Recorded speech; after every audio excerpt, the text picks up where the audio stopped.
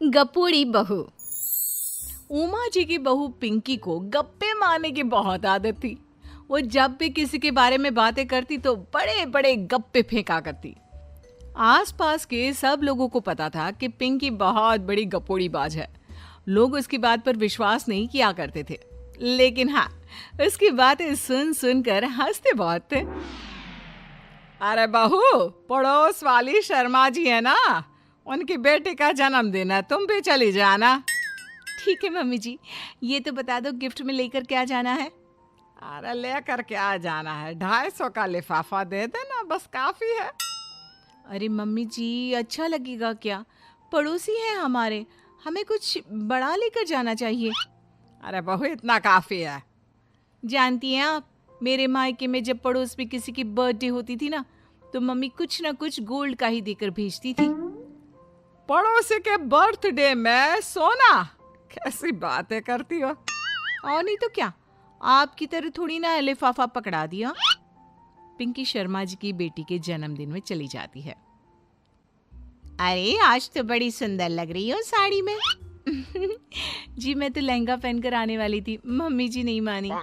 अरे बेटा, birthday party में तो साड़ी चल जाती है, मेरा मतलब कोई शादी थोड़ी ना है। कैसी बात कर रही हैं आप आंटी जी? मेरे मायके में तो छोटे छोटे फंक्शन भी हम लोग लहंगा बनवाते थे बुटीक से, डिजाइन करवाकर। चाहे पड़ोस में किसी का जन्मदिन हो, मेरी मम्मी हमेशा बुटीक से नया लहंगा डिजाइन करवाती थी। मैंने तो ऐसा कहीं नहीं देखा, ये तो तुमने आज बड़े कमाल की बात बताई। अरे जाने दीजिए, कोई बात नहीं। और बताइए, आपकी बेटी नजर नहीं आ रही। अरे भाभी, मैं यहाँ हूँ, ये देखिए मेरा ड्रेस कैसा लग रहा है। ठीक ही है, मतलब बर्थडे के हिसाब से थोड़ा हल्का है ना। अरे भाभी, इतना सुंदर गाउन पहना है मैंने। मैं ना शादी से पहले अपने बर्थडे पर हमेशा जरी वाला लहंगा पहना करती थी। यही मैं तुम्हारी मम्मी को भी बता रही थी। इसके बाद केक काटने का प्रोग्राम शुरू होता है। सब लोग इकट्ठे हो जाते हैं। शर्मा जी की बेटी का केक देखकर पिंकी से रहा नहीं जाता। इसके अंदर का गपोड़ीबाज बाहर निकल कर आ जाता है। अरे इतना छोटा सा केक! अरे बेटा, मेहमानों के हिसाब से ही है, जितने लोग इतना बड़ा केक। आंटी जी, कम से कम 4 या 5 मंजिल वाला केक तो बनाना चाहिए था। आपकी बेटी का बर्थडे रोज रोज थोड़ी आता है। मेरे बर्थडे पर हमेशा पापा 4 केक बनवाते थे। सारे केक 4-4 मंजिल के होते थे।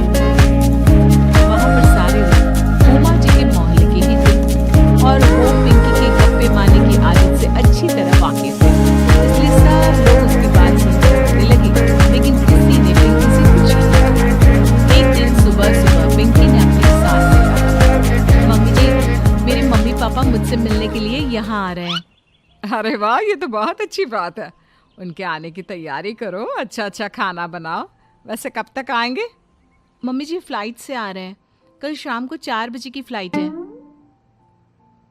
फ्लाइट? लेकिन बेटा, तेरा मायका तो यहाँ से 2 घंटे की दूरी पर है। तेरे मम्मी पापा फ्लाइट से कब से आने लगे? अरे मम्मी जी, आपको पता नहीं है, मेरे मम्मी पापा ना आधे घंटे की दूरी के लिए भी फ्लाइट का टिकट बुक करवाती है। अरे गप्पे थोड़े कम मारा करो बहू। कोई फ्लाइट से तब आएगा ना जब यहाँ पर एयरपोर्ट होगा। तुम्हारी मम्मी क्या उड़कर आएगी घर में? अरे हाँ मम्मी जी, मैं तो भूल ही गई थी। वो क्या ना, मेरे मम्मी पापा हमेशा फ्लाइट से ही ट्रैवल करते हैं, तो मेरे दिमाग से ही निकल गया था। अगले दिन पिंकी के मम्मी और पापा पिंकी से मिलने के लिए उसके घर आते हैं। आइए आइए जी, आपका बहुत बहुत स्वागत है। और समदन जी, हमारी बेटी की कोई शिकायत तो नहीं ना? ठीक से संभाल लिया है ना आपका घर? अरे मेरी बहू बहुत समझदार है, घर का काम बहुत अच्छे तरीके से करती है। बस थोड़ा ज्यादा बोलने की आदत है उसे, आपको परेशान करती होगी ना। बात तो आपकी सही है, उसकी थोड़ा ज्यादा नहीं बहुत ज्यादा बोलने की आदत है। लेकिन कोई बात नहीं, आपकी बेटी दिल की बहुत अच्छी है, बस थोड़ा बोलती ही तो ज्यादा है। पिंकी बेटा, इधर आओ, देखो तुम्हारे मम्मी पापा आए हैं। तुमने इनके लिए खाना तो बना लिया ना? वो क्या है ना मम्मी जी, आपसे एक बात कहनी थी। हाँ हाँ बोलो बहू, क्या बात है? डरने की कोई जरूरत नहीं। वो मम्मी जी, मैंने सोचा मम्मी पापा आए हैं तो खाना बाहर से मंगवा लेती हूँ। अरे कोई बात नहीं बेटा, वैसे भी तुम किचन में काम करने लग जाती तो अपने मम्मी पापा से बात कब करती। बहुत अच्छा किया।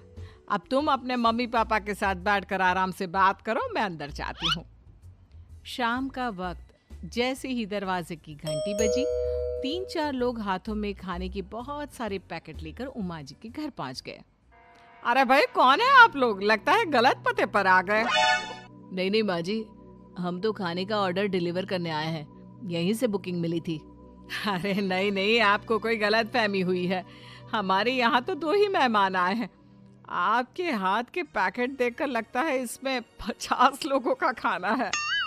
माँ जी आपने सही समझा, खाना तो इसमें 50 लोगों का ही है, क्योंकि हमें ऑर्डर यहीं से 50 लोगों का मिला है। अरे लेकिन इतना सारा खाना, कहीं मेरी बहू ने अपनी गप मारने की आदत के चलते ऐसा तो नहीं कर दिया? ये खाना आप रख लीजिए और हमें हमारे पैसे दे दीजिए। अच्छा वैसे कितने का बिल बना है? ज्यादा नहीं, बस 10,000 दे दीजिए। उन लोगों की बात सुनकर उमा जी पिंकी को आवाज देकर वहां बुलाती है। जैसे ही पिंकी वहां आती है, खुश होते हुए उन लोगों को वहां पर खाना रखने के लिए कहती है। अरे इतना सारा खाना क्यों मंगवाया बहू? अरे मम्मी जी, मैंने आपको बताया तो था, मम्मी पापा आए हैं तो मैं खाना बाहर से मंगवा रही हूँ। ये बात सही है बेटा, लेकिन 2 लोगों के लिए 50 लोगों का खाना? अरे मम्मी जी, कुछ कम पड़ जाए तो अच्छा थोड़ी ना लगता है, और मेरे मायके में तो ऐसा ही होता है, एक्स्ट्रा खाना मंगवाते हैं हम लोग। तभी पिंकी के मम्मी और पापा वहां पर आते हैं। अरे बेटा, एक्स्ट्रा खाना मंगवाने का मतलब ये थोड़ी ना होता है कि 2 लोगों के खाने के लिए 50 लोगों का खाना मंगवा लो। और बेटा, तुम्हारी गप मारने की आदत के चलते 10,000 का बिल आया है। तुम्हें नहीं लगता ये गलत है? देखो बहू, बढ़ा चढ़ाकर बातें करना अपनी जगह, लेकिन इतनी बड़ी बड़ी फेंकना भी गलत है ना। पहली बात तो इतने सारे पैसे लगे, और दूसरी बात खाना वेस्ट होगा। आप लोग ठीक कहते हैं, मैं आज के बाद अपनी इस आदत को कंट्रोल करने की कोशिश करूंगी और अब से गप थोड़ी कम मारा करूंगी। पिंकी की बात सुनकर सब लोग हंसने लगे।